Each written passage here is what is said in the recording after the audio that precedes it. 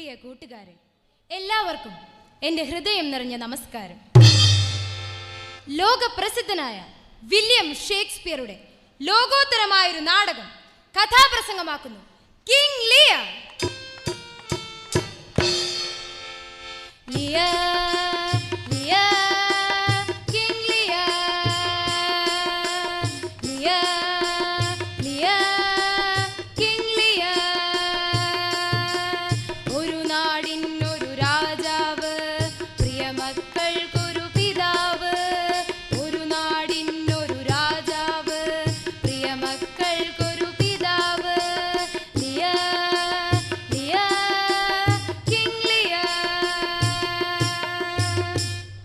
ഇത് ഒരു ഭരണാധികാരിയുടെ കഥയ്ക്കപ്പുറം ഒരു അച്ഛൻ്റെ കഥയാണ്. ആരാണ് നമുക്കച്ഛൻ? സ്വന്തം കാലിൽ നിൽക്കാൻ തുടങ്ങിയപ്പോൾ നാം അകറ്റിയ കൈകളാണത്. നമ്മുടെ തെറ്റുകളെ തിരുത്തി ശാസിച്ച കരങ്ങൾ കൂടിയാണത്. അല്ലാതെ ഇപ്പോഴത്തെ സിനിമാ പാട്ടിലെ അച്ഛനല്ല. എൻ്റെ അമ്മയുടെ ജിമ്മിക്ക് കമ്മൽ, എൻ്റെ പെൻ കട്ടോണ്ട് പോയേ, എൻ്റെ അപ്പൻ്റെ ബ്രാൻഡി കുപ്പി, എൻ്റെ അമ്മ കുടിച്ചു തീർത്തേ, എൻ്റെ അമ്മയുടെ ജിമ്മിക്ക് കമ്മൽ, എൻ്റെ പെൻ കട്ടോണ്ട് പോയേ, എൻ്റെ അപ്പൻ്റെ ബ്രാൻഡി കുപ്പി, എൻ്റെ അമ്മ കുടിച്ചു തീർത്തേ. ഇതിൽ അമ്മ മദ്യപാനിയും അച്ഛൻ കള്ളനുമാണ്. പ്രിയരെ, മക്കൾ ഉപേക്ഷിച്ച മാതാപിതാക്കളുടെ ഹൃദയ നൊമ്പരങ്ങൾക്ക് മുൻപിൽ ഞാൻ ഈ കഥ സമർപ്പിക്കുന്നു. ബ്രിട്ടനിലെ ഒരു കൊട്ടാരം, വിസ്തൃതമായൊരു രാജ്യത്തിന്റെ പരമാധികാരം നടക്കുന്നത് ഇവിടെയാണ്. ആരോഗ്യം, വിദ്യാഭ്യാസം, വികസനം, പ്രതിരോധം ഇവയെല്ലാം നോക്കി ഭരിക്കുന്നതോ നമ്മൾ അത്ഭുതപ്പെടും പടുകിഴവനായ ഒരു രാജാവ്. കാഹളമുയരുന്നു, ജയകാഹളമുയരുന്നു, സൈനികരും പുരവാസികളും സ്വാഗതമരുളുന്നു, ആദരവോടവരെതിരേൽക്കുന്നു രാജ്യാധിപനാം ലിയറേ, ആദരവോടവരെതിരേൽക്കുന്നു രാജ്യാധിപനാം ലിയറേ, രാജ്യാധിപനാം ലിയറേ. ലിയർ രാജാവിന്റെ എഴുന്നള്ളത്താണ്. രാജകീയ വേഷം ധരിച്ച് അദ്ദേഹം കടന്നു വരുന്നു. ഇടതുഭാഗത്ത് മൂത്ത മകൾ, വലതുഭാഗത്ത് രണ്ടാമത്തെ മകൾ.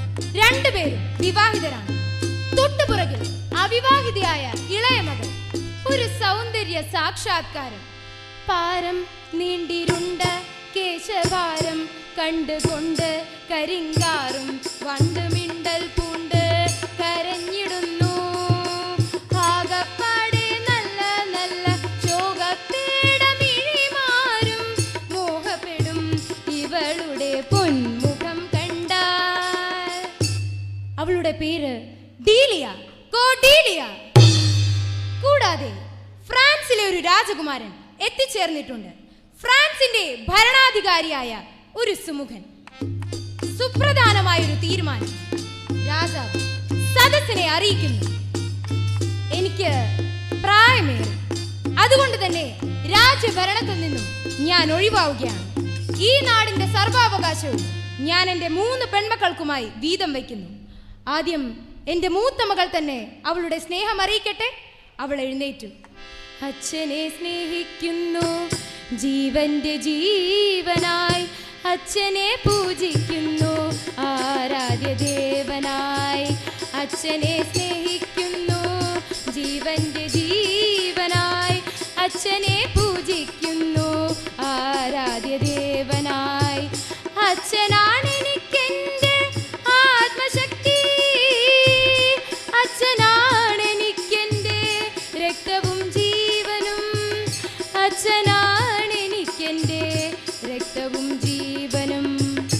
ഒരച്ഛന് ഇതിൽ പരം കേൾക്കാനുണ്ടോ? അദ്ദേഹം സന്തുഷ്ടനായി.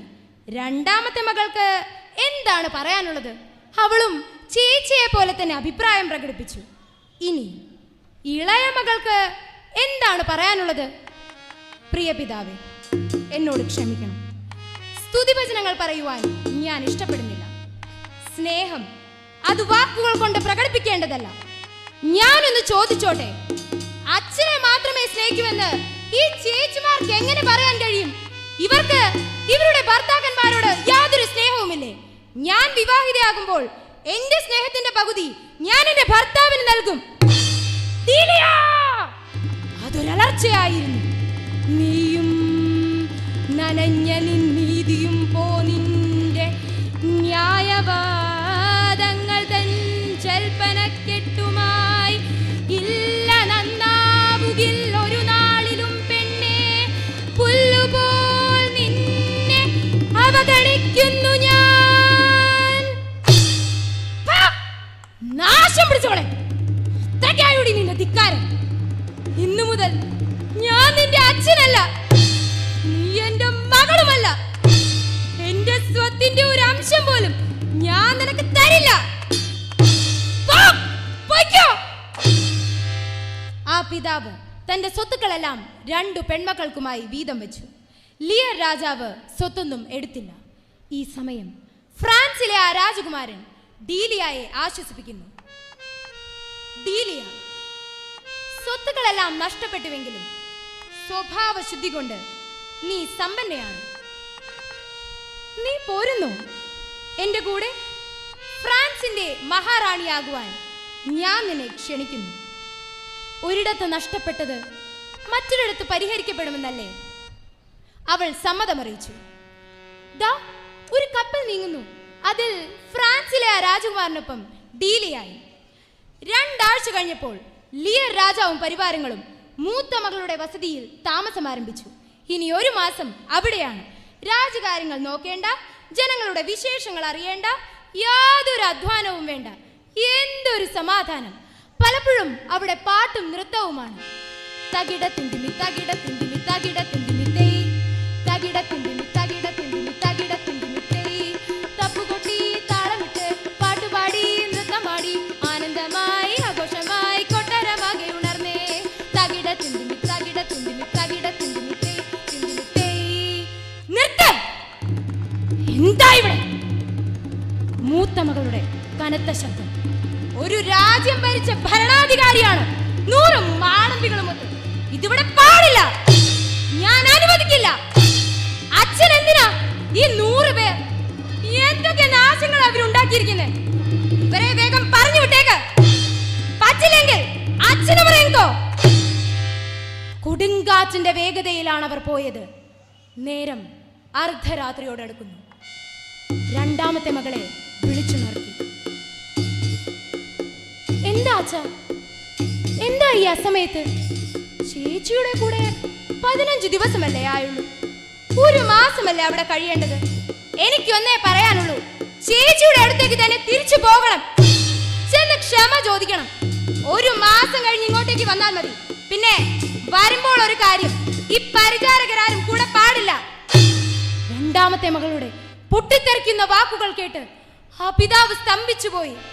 മക്കളെ, നിങ്ങൾ ചെന്ന വാക്കുകൾ ഹൃദയത്തിലുണ്ടെന്നും ഒന്നുമേ ഞാൻ മറക്കുകയില്ല എന്റെ കാലം തീരുന്ന നാൾ വരെ.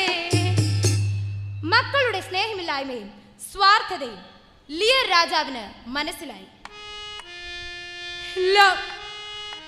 എല്ലാം കഴിക്കലായപ്പോ നെറുകയോട് പറയുന്നു, മക്കളെ, ഒരു രാജ്യം ഭരിച്ച ഭരണാധികാരിയാണ്.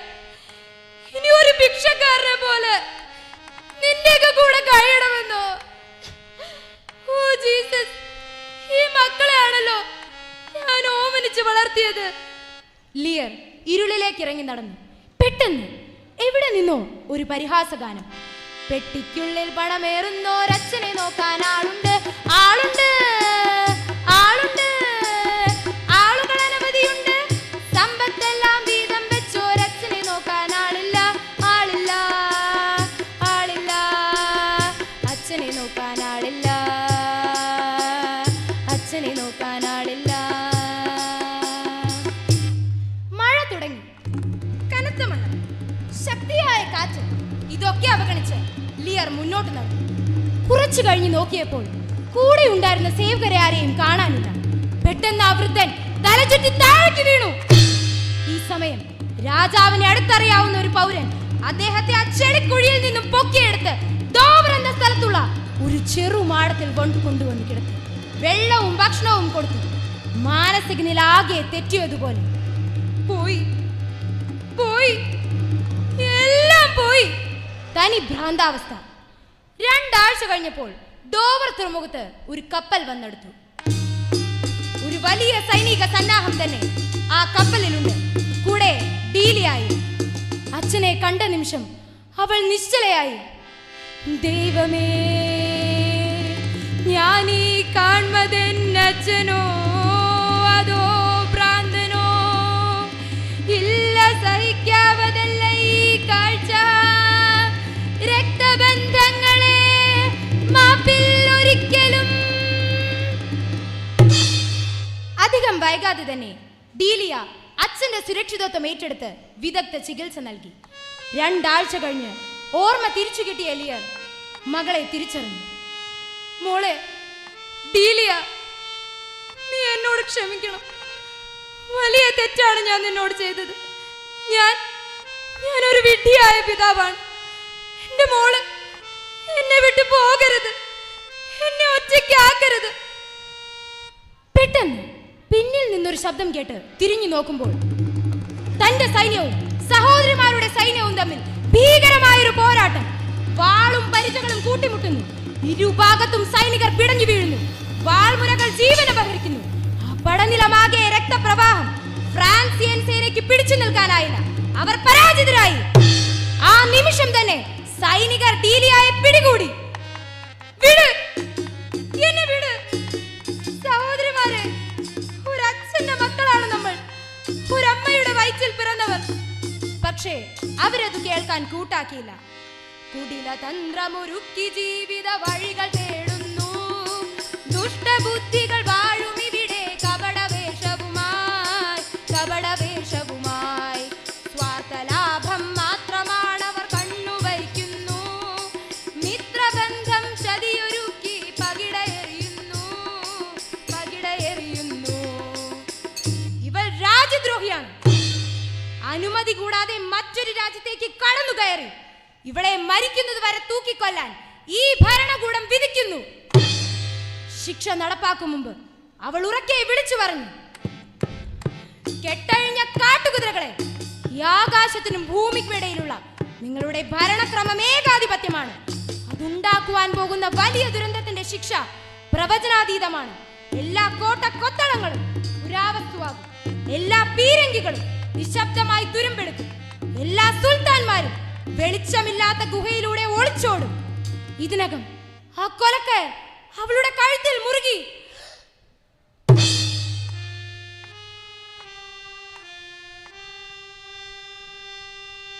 വിവരമറിഞ്ഞ ആ പിതാവ് ഓടി തടവറയ്ക്ക് മുന്നിലേക്ക് എത്തുമ്പോഴേക്കും വിധി നടപ്പാക്കി കഴിഞ്ഞിരുന്നു. മോളെ ഡീലിയ, എന്റെ കുഞ്ഞ്, എന്നെ വിട്ടു പോയല്ലോ.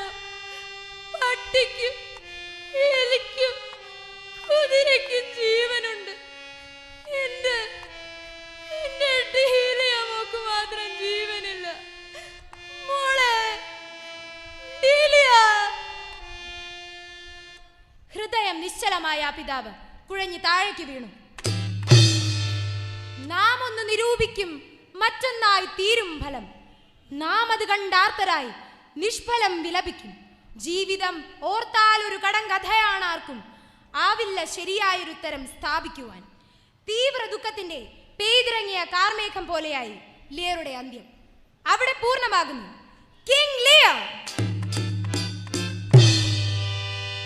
നന്ദി, നമസ്കാരം.